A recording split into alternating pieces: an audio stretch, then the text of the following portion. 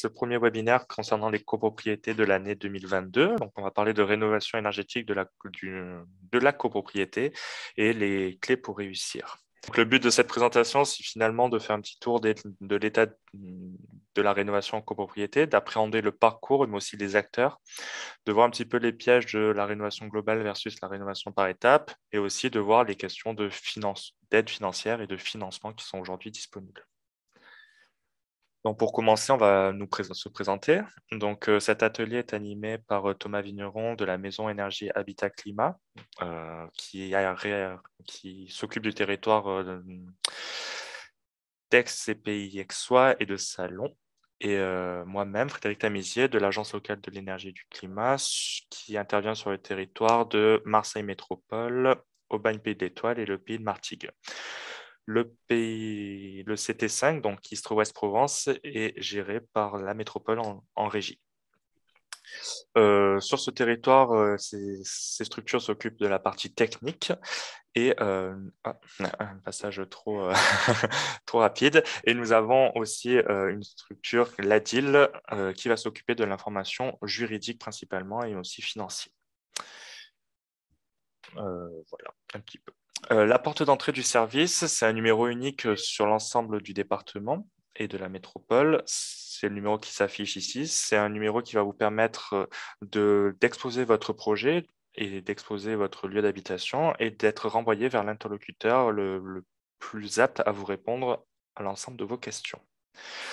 Il est en fonctionnement d'aujourd'hui depuis plus d'1 an et il marche plutôt relativement bien. Donc, pour entrer un petit peu dans le sujet de la rénovation, je vais laisser la parole à mon collègue Thomas Vigneron. Donc, bonsoir à tous, j'espère que vous m'entendez bien. Donc, je vais d'abord en introduction, je vais rapidement, alors je suis désolé, je gère en même temps l'admission des retardataires. Donc, je vais vous présenter rapidement les raisons principales qui peuvent pousser les copropriétaires à vouloir rénover donc, leurs biens. Donc, la première des raisons, c'est effectivement réduire les factures d'énergie, surtout dans le contexte actuel, on l'a tous constaté. L'augmentation des prix de l'énergie et donc c'est pas fini. Oui, on vous redonnera Alors, posez vos questions dans le chat, on vous répondra à la fin, mais oui, de toute façon, le webinaire est enregistré et sera diffusé sur nos chaînes YouTube. Il n'y a pas de souci, on pourra vous donner les coordonnées à la fin. Donc, première des raisons, réduire les factures énergétiques.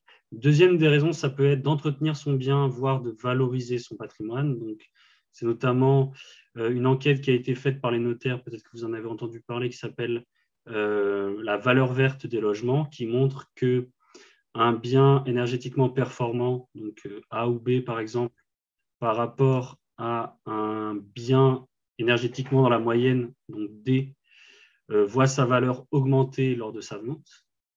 Et à l'inverse, un bien énergétiquement dégradé, donc F et G, par rapport à un bien énergétiquement parlant moyen, donc D, voit lors de sa vente sa valeur dégradée. Et les biens étant comparables sur le plan surface, emplacement, etc. Vous avez une autre des raisons, ça peut être d'améliorer le confort, à la fois le confort hivernal, avec par exemple la réduction de l'effet de paroi froide, ou l'amélioration du confort estival, surtout dans nos régions, avec la multiplication des périodes caniculaires et de forte chaleur. Vous avez également comme bonne raison d'anticiper les futures réglementations, donc notamment, par exemple, vous avez probablement entendu parler, mais le décret chaudière fuel qui va intervenir en juillet 2022, qui va interdire l'installation de nouvelles chaudières fuel. Vous avez également, par exemple, dans la loi climat et résilience, tout ce qui va concerner le gel des loyers pour les logements F et G en 2022 et les interdictions progressives de mise en location qui va se dérouler entre 2025 et 2034 pour tous les biens qui sont classés G, F, puis E. Dans la même veine, vous avez aussi profité des aides financières à la rénovation énergétique tant qu'elles existent, puisqu'à l'heure actuelle, l'État incite en proposant différentes formes d'aides, mais il est évident qu'au fur et à mesure que les réglementations deviennent coercitives, il va également réduire les aides financières puisque l'État n'a pas vocation à financer des travaux qui deviendraient obligatoires. Et enfin, vous avez également effectivement peut-être une volonté de participer à la réduction de l'impact environnemental du bien. Je vais maintenant donc vous présenter le parcours, on va dire, classique d'une copropriété dans un projet de rénovation énergétique. Alors, évidemment, chaque projet est différent, chaque copropriété est différente. Ces étapes, elles peuvent être plus ou moins mutualisées, plus ou moins raccourcies, mais on va dire qu'en règle générale, c'est comme ça que se construit un projet en copropriété. Donc, il faut bien savoir qu'entre le début, l'étape 1, au début de l'étape 1 et la fin de l'étape 3, donc la réception des travaux, à partir du moment où vous avez un projet qui est quand même ambitieux énergétiquement parlant, il faut compter entre 3 et 5 ans, puisque la copropriété fait que notamment toutes les prises de décision sont pondérées par des assemblées générales. Et donc, il y a effectivement déjà tout ce qui est respect des délais légaux qui rallonge considérablement le processus. Et il faut compter en règle générale 3 voire 4 AG du début à la fin, en fait. Voilà, avec le vote du scénario de travaux, le vote des prestataires, le vote des devis, etc. Il faut entre 3 et 4 AG. Alors, la première étape, c'est l'étape de préparation. Grosso modo, donc cette étape, alors à nous, au service public, elle sert à comprendre où en est la copropriété dans son projet, quels documents elle possède, est-ce qu'elle a déjà une étude énergétique ou pas, quel poste de travaux elle envisage, est-ce que les copropriétaires sont réceptifs ou pas. Et du côté de la copropriété, donc notamment du conseil syndical et du syndic, puisque c'est quand même eux qu'on rencontre en général en premier, c'est comprendre, on va dire, la rénovation énergétique en copropriété, donc les délais, les intervenants, les aides financières, la législation. Donc typiquement, ce webinaire fait partie déjà de l'étape préparation, puisqu'on donne un certain nombre d'éléments qui ne sont pas personnalisés à votre projet, mais qui donnent quand même des pistes et des réponses. Vous avez ensuite la phase 2 qui est la phase étude. Donc, c'est une phase très importante puisque c'est cette phase qui va permettre de définir le scénario de travaux vers lequel va s'orienter la copropriété. Donc, ça va permettre en fait de faire un état des lieux, notamment énergétique, puisque c'est ce qui nous intéresse, de la copropriété, donc à la fois au niveau des installations, des systèmes, mais également de la performance du bâti. Et ça va également permettre de recenser l'avis des copropriétaires vis-à-vis d'un possible projet de rénovation. En mutualisant tous ces éléments, donc vous avez un rapport qui propose des pistes qui sont chiffrées, des pistes d'amélioration qui sont chiffrées, donc chiffrées en termes de coûts, en termes d'économie d'énergie, en termes d'aide financière également. Et ces solutions d'amélioration, elles vont ensuite, à la fin du rapport, être hiérarchisées en scénarios, c'est-à-dire que les postes de travaux sont agrégés entre eux en fonction de leur cohérence, de leur pertinence, de leur coût, des gains énergétiques, des aides financières mobilisables. Et c'est ce rapport qui permet d'avoir des données chiffrées à présenter aux copropriétaires pour voter un scénario de travaux. Puisque c'est toujours plus facile, notamment en AG, de s'appuyer sur des chiffres en termes d'économie d'énergie, en termes d'aide financière, en termes de coûts, même si c'est du pré-chiffrage pour exposer un scénario de travaux. Lors de cette phase, donc comment nous, on vous assiste, on vous aide dans tout ce qui est la compréhension des différentes études qui existent. Donc ça, on les expliquera après. On vous aide dans la consultation des bureaux d'études, on vous aide à analyser leurs offres, leurs devis, et on vous aide dans tout ce qui est mobilisation des copropriétaires, c'est-à-dire réunion d'information collective et ou assemblée générale, participation à l'assemblée générale. Donc la phase 3, c'est la phase travaux. Alors, en règle générale, en copropriété, dès que vous avez un projet quand même ambitieux, vous n'entamez pas directement la phase chantier. Vous avez tout d'abord une première phase qui s'appelle qu'on appelle la phase conception, où notamment vont intervenir un certain nombre de prestataires, maîtrise d'œuvre, assistance à maîtrise d'ouvrage que j'expliquerai. Et donc, nous, là, notre rôle, c'est un peu comme pour l'étude, c'est vous aider à consulter les bons professionnels, donc en vous aidant à rédiger un cahier des charges, en analysant les propositions, et dans le même cas que pour l'étude, à vous aider à, comment dire, à ce que le projet passe, c'est-à-dire réunion d'information collective, participation aux assemblées générales, etc. Alors maintenant, je vais rapidement définir, on va dire, quelques acteurs importants d'un projet de rénovation en copropriété. Donc là, vous avez à l'écran les quatre principaux. On aurait pu en rajouter certains, comme les banques, les services financeurs, nous, le service public. On va dire que c'est les quatre principaux.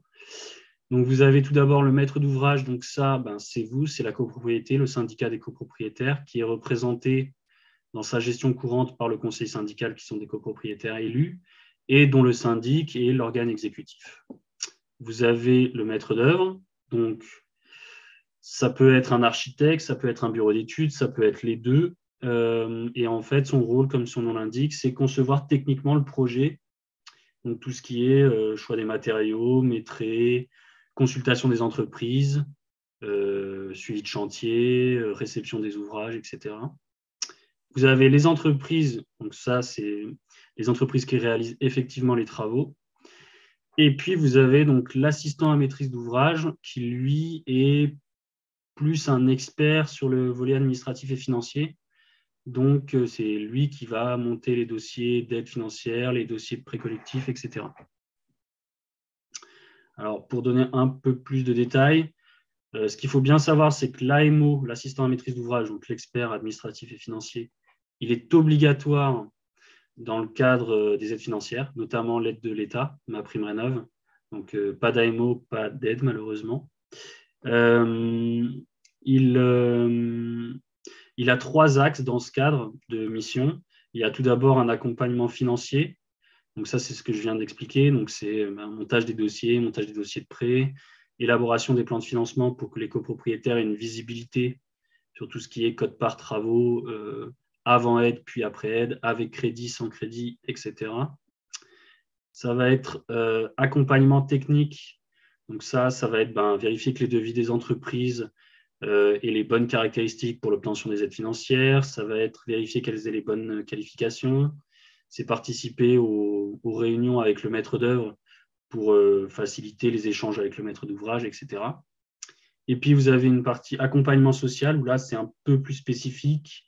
C'est notamment pour identifier les ménages des copropriétaires qui seraient sous conditions de revenus éligibles à des bonus vis-à-vis des aides financières, et aussi pour identifier des problématiques plus graves que pourrait rencontrer la copropriété, comme squat, deal, impayé de charges importants, etc.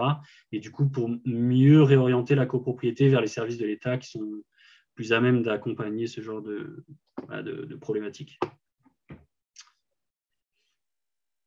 Le maître d'œuvre, donc ça, j'en ai déjà parlé. Donc rapidement, c'est le chargé de la conception du projet, du point de vue technique. Maîtrise matériaux, consulter les entreprises, vous aider à la sélection de la bonne entreprise, la mieux disante techniquement et financièrement.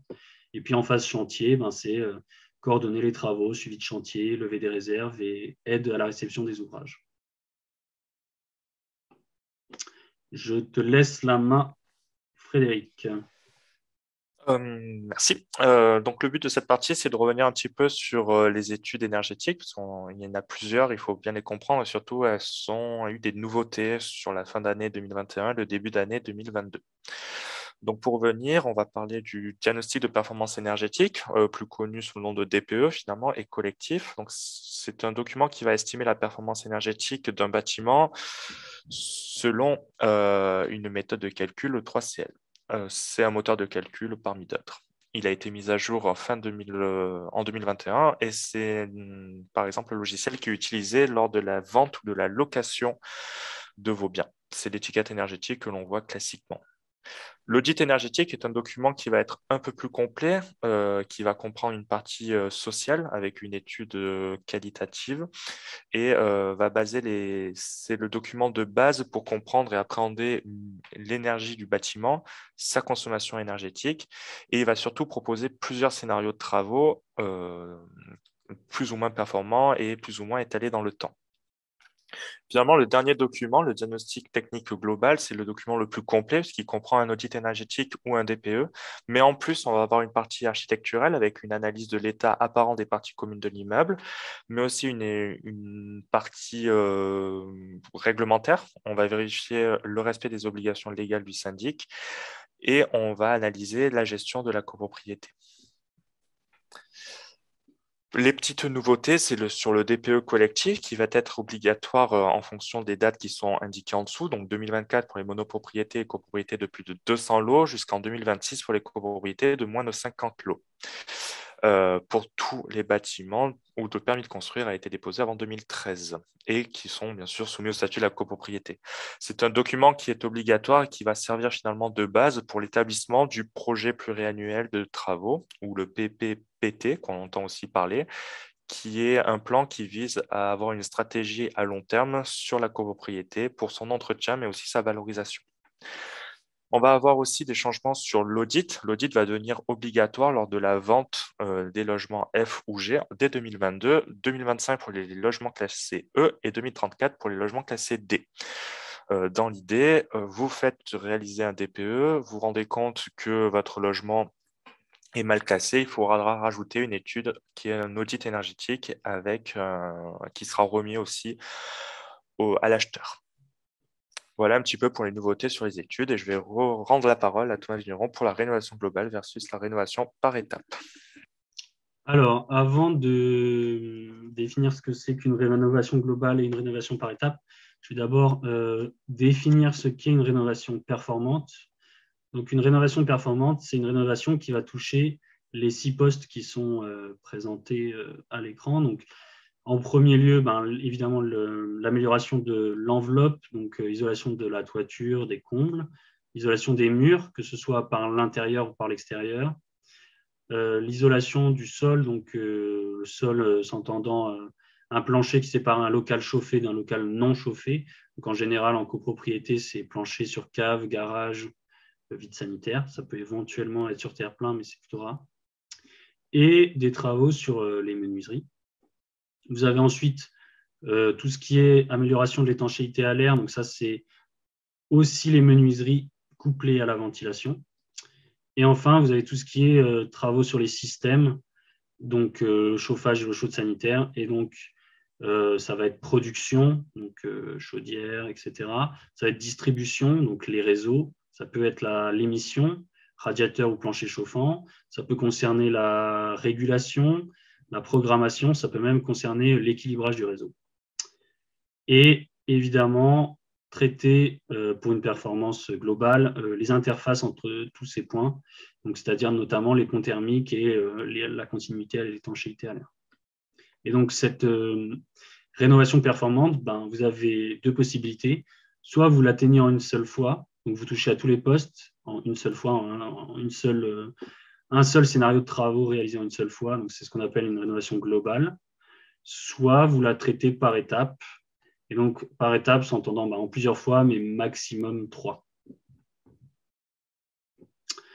Alors, pourquoi il est plus intéressant de privilégier les rénovations globales ou du moins des rénovations qui embarquent le plus de postes possible? C'est tout d'abord parce que déjà, du point de vue technique, les travaux seront plus performants puisque vous allez concevoir un projet de travaux avec des postes de travaux qui auront été conçus en cohérence les uns par rapport aux autres, puissance, matériel, matériaux, etc. Vous aurez donc déjà, par exemple, il y a des points il y a des postes de travaux qui sont indissociables. Travailler sur les menuiseries entraîne normalement immédiatement des travaux sur la ventilation. Pareil lorsque vous faites de l'isolation thermique par l'extérieur, parce que sinon vous risquez d'entraîner des pathologies au niveau du bâti notamment. Ça permet une mise en commun des acteurs de projet et une mutualisation des compétences. Hein. Sur un projet, si vous avez un architecte, un bureau d'études fluide, un assistant à maîtrise d'ouvrage, forcément, les rendus sont plus qualitatifs. Et bon, vous êtes notamment mieux couvert puisque vous avez plus de prestataires et donc plus d'assurance lors de ces chantiers notamment. Alors, il y a une autre raison, c'est que le service public, on n'est plus financé pour accompagner les projets peu ambitieux, on va dire. C'est-à-dire que si vous nous contactez pour de l'isolation des combles perdus simplement, alors on vous répondra bien sûr, hein, on vous donnera un conseil, on vous donnera, je ne sais pas, des listes d'entreprises, on commentera le devis pour voir s'il est qualitatif ou pas, mais vous n'aurez bien évidemment pas le même niveau d'accompagnement qu'une copropriété qui vient nous voir pour l'aider à solliciter un architecte pour l'isolation thermique par l'extérieur et de sa toiture, évidemment. Donc, en règle générale, on va accompagner des projets soit qui englobent plusieurs postes de travaux, soit des projets où le poste de travaux, par exemple une isolation thermique par l'extérieur, est un poste qui nécessite quand même une maîtrise d'œuvre. Donc, du point de vue technique, c'est plus intéressant. Du point de vue de l'accompagnement par le service public, ça garantit un meilleur suivi et une meilleure assistance par nos services. Et enfin, vous avez aussi une optimisation des financements. Donc là, sur le support, il y a marqué une tendance des aides financières qui privilégie la rénovation globale. Donc en fait, ce n'est plus une tendance, hein, c'est grosso modo les aides financières, on en parlera après, mais elles ne financent plus que ou en grande partie les travaux qui permettent d'atteindre une performance énergétique satisfaisante, voire bonne. Il y a également la possibilité de mobiliser des prêts collectifs lorsque vous faites des rénovations ambitieuses. Donc, c'est clairement pour moi l'un des meilleurs outils qui est mis à disposition des copropriétés parce que, alors déjà, non seulement les taux sont bas, voire nuls, puisque vous avez notamment les coprés à taux zéro dont on parlera tout à l'heure, mais c'est aussi, ça permet aux copropriétaires qui n'ont pas les moyens d'emprunter à titre individuel de quand même pouvoir souscrire à l'emprunt, puisque les banques, dans le cadre de ces prêts collectifs, eh bien, elles ne vérifient pas notamment l'âge ou les revenus. Et enfin, vous avez également la mise en commun des coûts fixes. Donc, l'exemple le plus parlant, c'est les échafaudages, qui sur un devis représentent un pourcentage non négligeable et qui, par exemple, les échafaudages, plutôt que de les faire seulement pour la façade, les faire en même temps pour les menuiseries et la toiture, eh ramener, par exemple, comparativement au même poste de travaux fait en 3 fois, où vous louez 3 fois les échafaudages, ça représente quand même une réduction des coûts. Et ça marche pour tout ce qui est location de matériel, Algeco pour les ouvriers, déchets, bennes, déplacements, etc. Donc, en résumé, pourquoi privilégier plutôt une rénovation globale et si ce n'est pas global, au moins ambitieuse avec un minimum de postes de travaux? Parce que la rénovation sera plus performante, énergétiquement parlant, elle sera plus cohérente et vous aurez donc moins de risques de tout ce qui est usure, pathologie sur le bâti, etc. Une rénovation coordonnée entre les différents corps de métier et différents acteurs, et puis une rénovation optimisée du point de vue financier, puisque vous pouvez obtenir à la fois des aides financières, des financements, donc des prêts à des taux attractifs, et vous réduisez un certain nombre de coûts, notamment les coûts fixes. Je laisse la main à Frédéric pour les aides financières. Allez, je reprends la main du coup. Classiquement, les modalités de financement des travaux en copropriété, lors d'une AG, on choisit un intervenant et le syndic, via les cotes-parts, fait un appel de fonds pour l'ensemble des logements et des cotes-parts.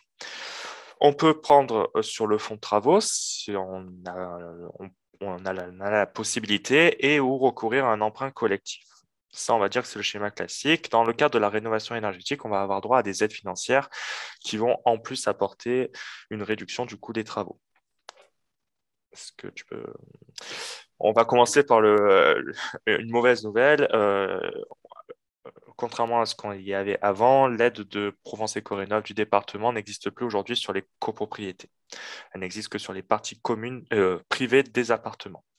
Néanmoins, il nous reste beaucoup d'aides collectives, parmi lesquelles les C2E, on va en parler un peu plus tard, l'éco-prêt à taux zéro copropriété, mais aussi un éco-prêt à taux zéro individuel qui permettra d'apporter un complément, et la TVA à 5,5. Donc, c'est une TVA réduite. La plus grosse aide sur la copropriété, finalement, ça va être MaPrimeRénov'. C'est une aide qui a été lancée avec France Relance en octobre 2020. Quelques conditions. Il faut que la copropriété soit immatriculée, qu'il y ait 75% de lots à usage d'habitation principale et que la copropriété ait au moins 15 ans, ou plus, bien sûr. Il faut une étude énergétique qui permet de justifier qu'à 35% d'économie d'énergie. Il faut une assistance à maîtrise d'ouvrage obligatoirement, qui va accompagner la copropriété, comme a été dit tout à l'heure, sur le plan technique, financier et social. Et enfin, on va avoir un maître d'œuvre qui va être obligatoire pour tout montant de travaux supérieur à 100 000 euros. C'est le maître d'œuvre qui va faire la consultation d'entreprise, la conception des travaux, la consultation des entreprises et surtout le suivi de chantier en lien avec l'assistance à maîtrise d'ouvrage tout le long. MaPrimeRénov' copropriété, finalement, qu'est-ce que c'est? C'est 25% du montant des travaux, jusqu'à un maximum de 3 700 euros, 3 750 euros par logement, avec des bonus. Si on sort d'une passoire énergétique et où on atteint un niveau de performance A ou B sur l'étiquette énergétique, et avec des bonus pour des logements très modestes et modestes, qui sont de 1 500 euros par logement ou 750 euros par logement. Ce qui est en supplément, c'est que l'assistance à maîtrise d'ouvrage qui est rendue obligatoire pour avoir droit à cette aide, elle est aussi subventionnée, alors de prise en charge à 30%, jusqu'à un maximum de 180 euros par logement. En plus de ça, on va pouvoir rajouter deux types d'aides. Donc d'abord, les C2E, c'est des aides des fournisseurs d'énergie. Pour vous expliquer un petit peu ce que c'est, ça va être les entreprises obligées qui vont financer une partie de vos travaux de rénovation énergétique. Les démarches doivent être réalisées par le syndic et le conseil syndical avant de signer les devis. Et c'est une aide qui va concerner l'ensemble de la copropriété. Les primes C2E dans le cas d'une rénovation globale vont être majorées. Et, euh, et voilà, c'est déjà pas mal.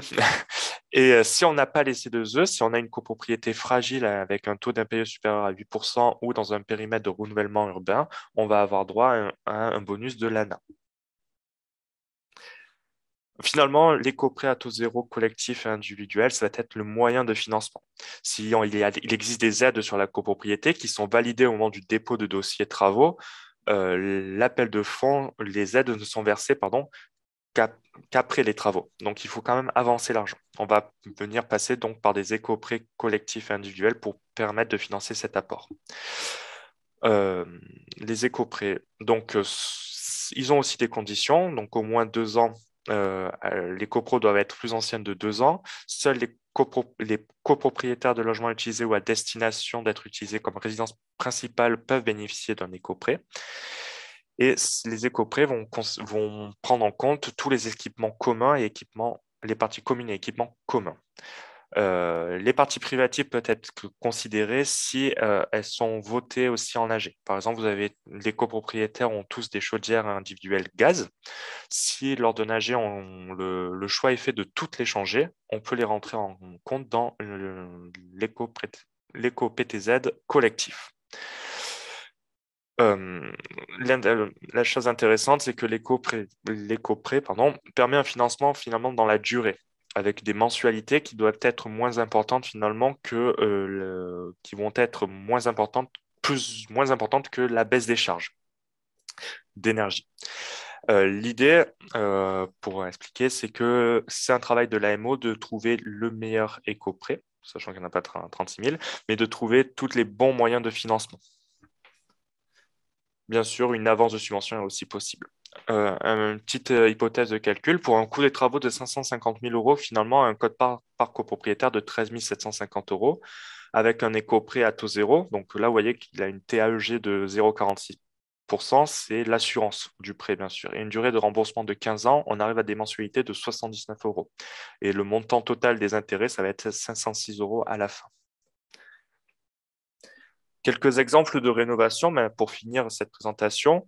Sur un immeuble de centre-ville, un 3 fenêtres marseillais, un bâtiment qui comprenait 5 logements situés à Marseille avec à la base un chauffage central fuel. A été réalisé et accompagné sur la copropriété un audit énergétique plus une étude de faisabilité d'approvisionnement gaz. Il s'en est suivi un changement de la chaudière gaz avec un montant de travaux de 21 000 euros et un montant des aides à 12 000 euros, soit une économie estimée à 18%. On a accompagné cette copropriété pendant 1 an. En plus de la chaudière, on a permis d'avoir des travaux supplémentaires qui est l'équilibrage du réseau de distribution et le désembouage du réseau, qui a permis finalement d'avoir un système de chauffage, production et distribution qui a été quasiment neuf à la fin. Un autre exemple, cette fois-ci sur Aix-en-Provence, c'était un immeuble des années 70, des travaux sont finis, donc 150 logements environ, plusieurs postes de travaux, le rééquilibrage et réfection du réseau de chauffage en vide sanitaire, la réfection du réseau d'eau froide en sous-station puis dans les colonnes montantes, le calorifugage des réseaux et l'isolation du plancher bas, pour un montant de travaux de 591 000 euros et une durée d'accompagnement de 4 ans dessus. Pour finir, si vous savez sur quelle structure vous dépendez, vous pouvez nous contacter directement. Sinon, vous passez par le numéro Allo Rénov Énergie et on vous serait réorienté vers la bonne structure interlocutrice. Merci beaucoup. Du coup, on va répondre aux questions. Du coup. Oui. Alors, si tu veux, je peux te les poser. La première question, c'est une augmentation de l'ordre de combien? Je pense qu'on parlait de la valeur verte sur les logements. Alors, vous pouvez aller consulter, elle est consultable en ligne, vous tapez valeur verte, c'est marqué. En fait, je ne peux pas vous donner parce que ça varie selon les régions. C'est des études statistiques, hein, donc c'est des vrais chiffres, mais ça varie selon les régions. Ça devait être de l'ordre de 3 à 4% en B, peut-être. Je ne sais pas, allez voir, c'est consultable en ligne. Pouvez-vous assurer le rôle d'AMO en tant que structure publique? Alors, c'est un peu compliqué. On va dire qu'on va peut-être se positionner sur les copropriétés qui ne sont pas accompagnées par des opérateurs privés. Donc, notamment les toutes petites copropriétés où potentiellement les AMO privés ne vont pas parce que le coût lié à un AMO privé en fait ferait capoter le projet. C'est une offre qu'on est en train d'essayer d'élaborer, de voir si on la met en place ou pas. Pour compléter, notre rôle, c'est vraiment de se placer en amont du projet, de se placer au moment de la réflexion, de réfléchir ensemble, de vous faire poser des questions sur votre copropriété et de consolider votre appel d'offres derrière avec un cahier des charges, avec une liste d'entreprises et surtout avec une analyse des devis reçus. Tac. Alors, la prochaine question. Alors, j'ai plusieurs questions sur la fourchette budgétaire de l'AMO. Alors, ça va être impossible à dire. En fait, ça va dépendre du projet, ça va dépendre du nombre de lots, ça va dépendre de beaucoup de choses, de ce qui est déjà disponible sur la copropriété. Est-ce que l'AMO doit faire l'appel d'offres pour la maîtrise d'œuvre? Est-ce qu'il y a déjà une maîtrise d'œuvre? Enfin, c'est pas possible à répondre aujourd'hui. Me confirmez-vous que l'AMO peut être financé par des aides et si oui, laquelle? Il est financé à hauteur de 30% de sa prestation, de 30% du montant hors taxe, dans la limite de 180 euros d'aide par logement. Je crois que c'est la seule aide qui finance l'AMO. Oui, c'est la seule. Alors, comment mettre un AMO dans la boucle quand un audit énergétique a été fait et qui n'y a pas participé? Par exemple, on peut avoir les bouquets de travaux qui apparaissent peu pertinents. Il y a deux questions. S'il n'a pas participé à un audit énergétique, ce n'est pas grave. On consulte des AMO sur la base d'un cahier des charges. On transmet l'audit, ou en tout cas, s'il est disponible, le rapport synthétique. Et après, déjà, peut-être nous, on vous aura indiqué qu'effectivement, ce n'est pas que les scénarios proposés ne sont pas réalistes, soit ce sera demandé à l'AMO d'évaluer la nécessité de recourir à une nouvelle évaluation. Donc, soit on lui demande de réaliser lui-même les calculs énergétiques s'il est qualifié pour, soit on lui demande d'intégrer dans sa consultation de maîtrise d'œuvre le fait que le maître d'œuvre devra reprendre les calculs et que ce maître d'œuvre ou son co-traitant ou son sous-traitant devra disposer des qualifications réglementaires. Alors, question. Pour des immeubles de grande hauteur bâtis années 60, classés monuments historiques, centaines de copropriétaires de logements, je présume, quelle solution? Voilà. Vous êtes typiquement dans le cas des copropriétés où malheureusement il y a des postes de travaux qui ne seront pas faisables à l'heure actuelle en tout cas. Tout ce qui va être isolation thermique par l'extérieur, tout ce qui va être isolation de toiture, dès que vous êtes un peu sous rampant, sur élévation, ça ne va pas passer. Donc effectivement, là, dans ce cas-là, travaux d'ordre privatif, éventuellement. Ok, j'ai perdu la page. Hop. Euh, Bonsoir, merci. Alors, la présentation, vous allez recevoir un mail dans les prochains jours avec la présentation, il me semble, et le lien vers notre page YouTube pour avoir accès à la rediffusion. Dans l'exemple à Marseille, y avait-il des aides du département très inclus dans les 12 000 euros? Oui, oui, il y avait des aides. Parce que ce n'était pas un programme de travaux à 35% d'économie d'énergie, donc les aides sont importantes parce que on avait l'aide du département. Qui finance cette aide de 30% pour financer l'AMO? C'est MaPrimeRénov' copropriété. Au moment, il y a deux phases d'aide. Lorsque vous votez l'AMO, vous faites un dépôt de dossier AMO auprès de l'ANA, qui s'occupe de MaPrimeRénov' copropriété, et vous êtes financé sur la partie AMO. Puis, dans un second temps, quand vous faites les travaux, vous déposez un dossier de travaux et qui sera subventionné selon les conditions que j'ai énoncées tout à l'heure dans la présentation. Euh, j'ai sauté une question. Y aura-t-il des pénalités pour les copros qui ne font aucun travaux dans les années à venir? Des pénalités, je ne sais pas, mais vous serez pas, vous serez pas conforme à la loi en fonction. Enfin, je crois que de mémoire, maintenant, la loi climat et résilience, elle a introduit la notion au niveau du syndicat des copropriétaires d'entretien et d'amélioration. Donc des pénalités, je ne sais pas de quel ordre de pénalité vous parlez. Alors après, aujourd'hui, il n'y a aucune réglementation qui obligerait à faire de la rénovation, si c'est le discours. Après, on n'est pas à l'abri de l'avoir plus tard. Alors, il y a une question. En fait, le sujet, c'est de disposer d'une bonne ingénierie financière en amont de l'AG pour convaincre les copropriétaires, sinon il ne se passera rien. Avez-vous une liste de bons AMO? Alors, je vais me permettre de répondre parce que je connais ce monsieur. Oui, alors une bonne ingénierie financière permet justement de passer à l'acte. Et notre rôle, nous, ça va être de faire voter l'AMO, de discuter avec les copropriétaires pour faire comprendre pourquoi il faut une AMO aussi. Et bien sûr, on a une liste de professionnels qu'on pourra vous transmettre. Prenez contact avec nous. Comment peut-on présenter aux copropriétaires le gain en économie d'énergie par rapport à l'investissement? Avoir une évaluation, une étude énergétique. Ouais. C'est l'intérêt, il n'y a pas que ça, mais l'étude énergétique peut avoir d'avoir un scénario, des scénarios de travaux et de comparer un coût à des économies d'énergie, à des subventions possibles. Tout à fait. Et je rajouterais qu'il faut faire attention, dans les audits, on a des temps de retour sur investissement. Le temps de retour ne prendra pas en compte la valeur verte, le gain de confort que vous aurez. Ça sera des arguments purement financiers. Donc, c'est assez limite aussi. Question. Alors, sur la location, logement. Question pertinente. Il faut des chiffres pour convaincre sur la location. Alors, c'était pas une question. Je pense qu'il parlait Ouais, ouais, c'est ça.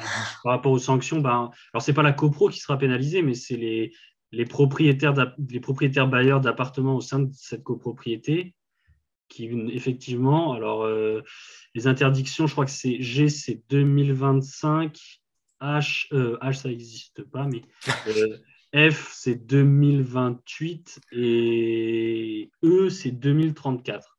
Et ce qu'on sait à l'heure actuelle. Il peut après avoir de nouvelles réglementations dont on n'a pas idée qui apparaissent entre-temps.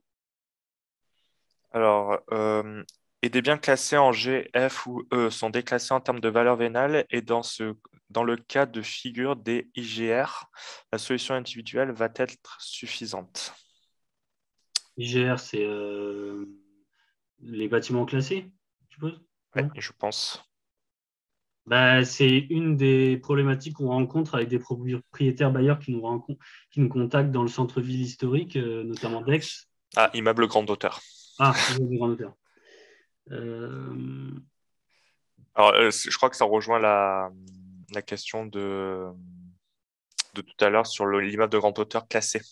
bah, alors, c'est plus la problématique du Du classé. classé, ouais. Ouais. Et nous, on a l'habitude des propriétaires bailleurs qui nous contactent, ben, centre-ville historique d'Aix, petite surface destinée généralement à des étudiants. Vous pouvez rien faire par l'extérieur sur les parties communes. C'est du chauffage individuel. Donc, les possibilités, c'est changer les menuiseries, isoler par l'intérieur, euh, éventuellement mettre une clim réversible. Mais sur des travaux sur partie commune, il n'y a pas. Après, la question, elle peut aussi s'étudier avec, avec les architectes aussi Oui. des ABF. Donc, à monter un dossier, aller les consulter régulièrement et faire des retours aussi. Donc, c'est vraiment un projet qu'il faut avoir entre les mains et connaître un peu tous les tenants et aboutissants pour qu'on puisse répondre exactement à la question. Alors, je crois que si les ABF s'opposent aux travaux d'économie d'énergie, que peut-on faire? Une grande question. Discutée pour l'instant. Après, si les travaux, enfin, si les ABF, si c'est par rapport aux sanctions, je pense que si les ABF s'opposent, ça vaut exonération. Mm. Oui, je pense aussi. Oui, oui, sur les interdictions de louer. Ouais.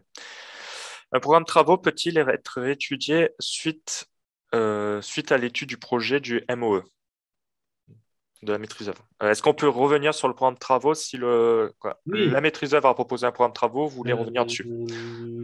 Vas-y, réponds. Hein, Alors, techniquement, oui, c'est possible. C'est compliqué. Peut-être qu'il y aura des avenants au contrat.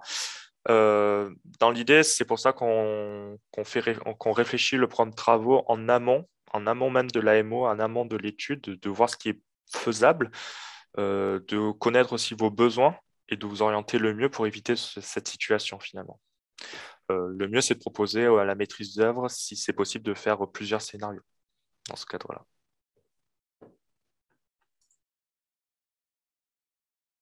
Et il n'y a pas d'autres questions, je crois.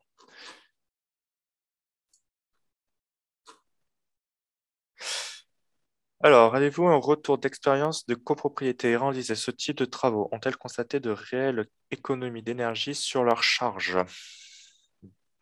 Oui, alors après, il faut faire attention au niveau, il ne faut pas confondre calcul réglementaire et gains réels, parce que les gains réels, bon, effectivement, il y a la performance des travaux, mais il y a aussi tout ce qui a trait comment dire, enfin, l'humain, comment dire, aide-moi Frédéric. Le comportement, Le tout comportement. simplement. Bah, après, ça va dépendre des postes de travaux, notamment des gains très importants sont possibles sur tout ce qui est isolation, notamment réseau de chauffage, production. Et après, il y a le comportemental qui rentre en jeu. Il faut savoir que normalement, une AMO fait aussi de l'éducation, on va dire, aux éco-gestes et à la prise en main du logement. Il faut savoir que quand on fait une rénovation, c'est comme si on avait un logement neuf en termes d'inertie, de confort, de besoin en énergie. Et il faut apprendre à gérer son nouveau logement, pardon. Effectivement, ça passe aussi par de l'éducation, un apprentissage sur les bons gestes et sur ses nouveaux équipements et son nouvel appartement. Voilà. Mais effectivement, on a un effet rebond souvent observés. C'est-à-dire que les gains énergétiques sont moins importants que ceux prévus parce que, non pas que les travaux ne sont pas performants, mais c'est parce qu'en fait, des gens peut-être qui se chauffaient à 18 avec une bonne isolation, etc., se permettent de se chauffer, par exemple, plus.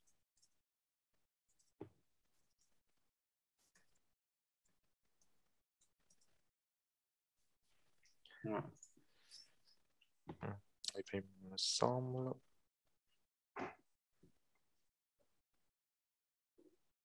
Exactement. Mais c'est aussi une de nos missions lors des réunions de présentation, de préparation, d'expliquer aussi tout ce déroulé et ces éco-gestes finalement.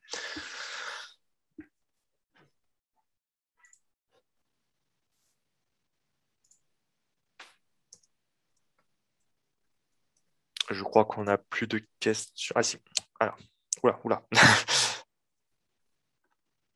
Alors, c'est un peu inquiétant. Vous n'avez pas d'exemple dans lequel le gain de charge a financé les travaux.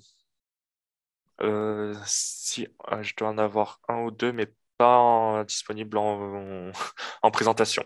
Euh, je pourrais l'exposer.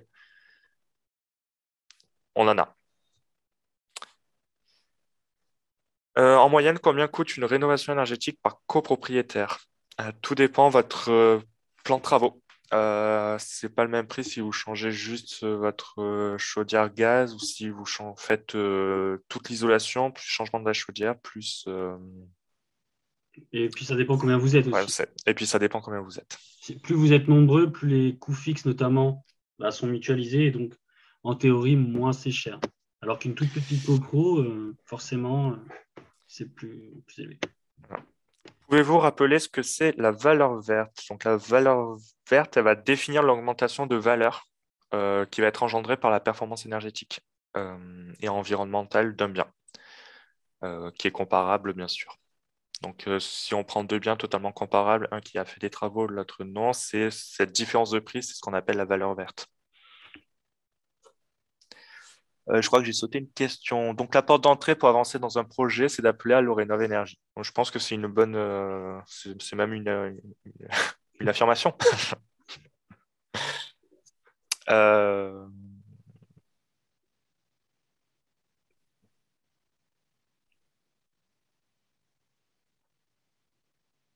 alors, bonjour à tous. Pouvez-vous m'envoyer toutes les infos de contact pour faire mon isolation d'intérieur de mon appartement?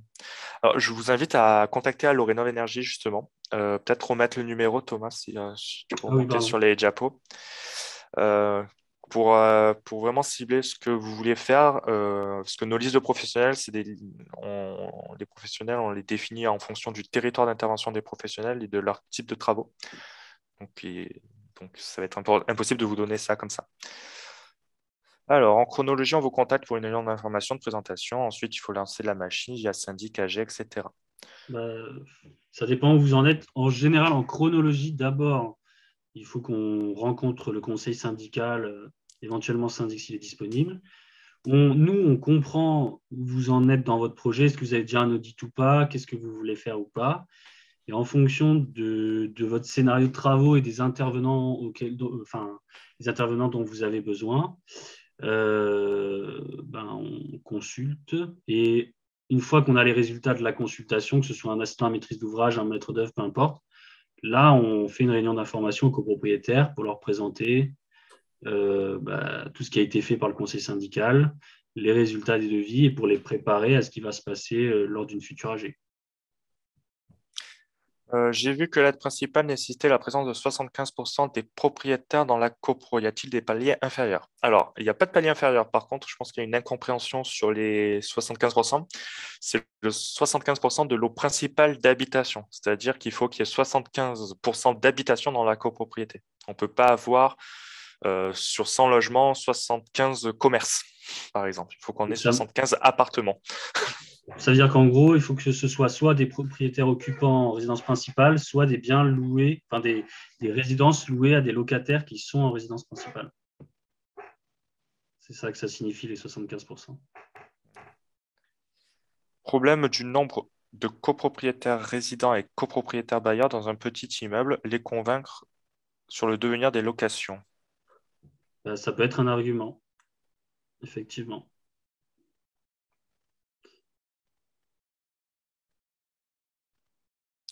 Ah bah voilà, il y a monsieur qui donne une information. Pour le delta entre prévision de gains et charges réelles dans la copro, suite à un changement de chaufferie fuel vers gaz, estimé 30%, réalisé 40%. Voilà, bah, c'est l'effet rebond contraire. C'est les bonnes nouvelles du coup. Mais oui, effectivement, le changement d'une chaufferie fuel vers du gaz est dans tous les cas un excellent poste de travaux.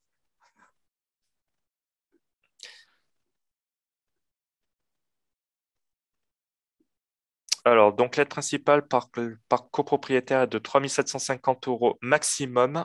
C'est 25% du montant des travaux jusqu'à 3 750 euros et 180 euros pour le logement, pour l'AMO maximum aussi. Sans les bonus, du coup, quand vous êtes modeste ou très modeste. Exactement. 75% est en nombre ou en millième en Les deux, tantième. c'est possible, je Ouais, crois. les deux sont possibles, c'est le plus arrangeant.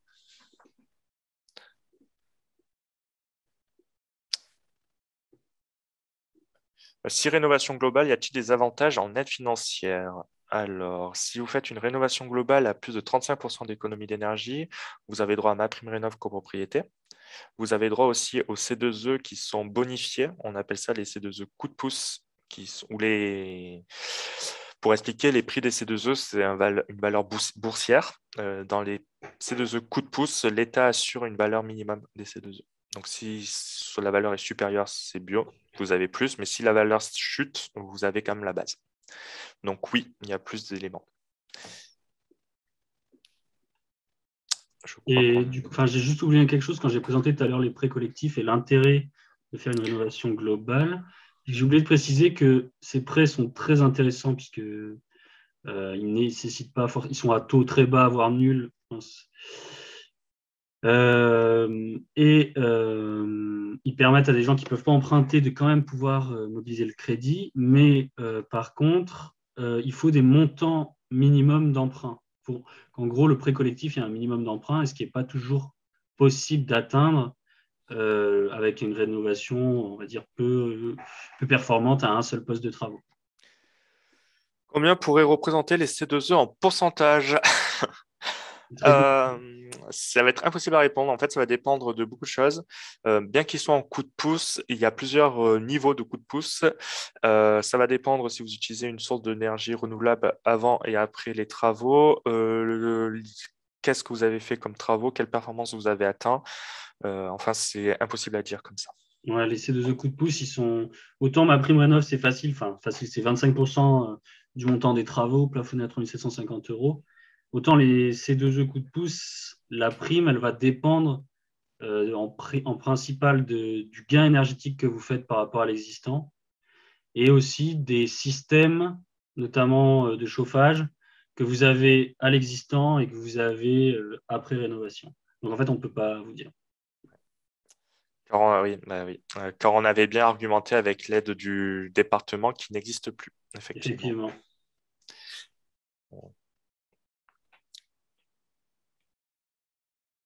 Alors, les C2E sont mobilisables si on change de notre mode de chauffage. C'est-à-dire...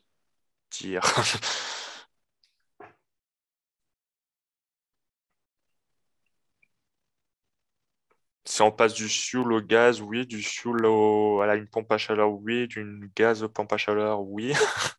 RO, collectif, pardon. Si on change du collectif du chauffage collectif au chauffage individuel, je ne sais pas. Je ne sais pas si tu as eu la réponse, Thomas. Non. Si on fait que de l'isolation par l'extérieur, ça ne marche pas. Bref, ça dépend. Ça dépend. Ben, si votre copropriété est très mal classée, c'est possible. Après, moi, isolation seule, ça me paraît compliqué, en règle générale. Dans tous les cas, pour des risques pathologiques et de confort, je vous recommande dans tous les cas d'au moins essayer d'intégrer la La ventilation. ventilation, ouais. Mais enfin, même si vous faites les deux postes, en tout cas, en règle générale, ça me paraît compliqué avec un seul poste de travaux d'atteindre 35%.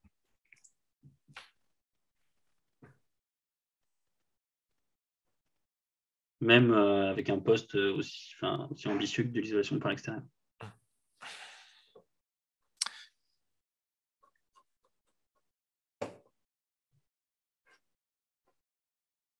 Non, je crois que ça y est, on n'a plus de questions réellement. Donc, comme je vous disais, pour les personnes qui n'étaient pas présentes, le support sera disponible en vidéo. Enfin, il y aura notre présentation en vidéo avec nos commentaires, etc., et les réponses aux questions sur notre chaîne YouTube. On vous enverra normalement le lien par mail, je crois, de mémoire. Oui. Voilà. Voilà. Et n'hésitez pas, sur vos projets personnels, de venir directement nous poser des questions pour être un peu plus précis que lors d'un webinaire.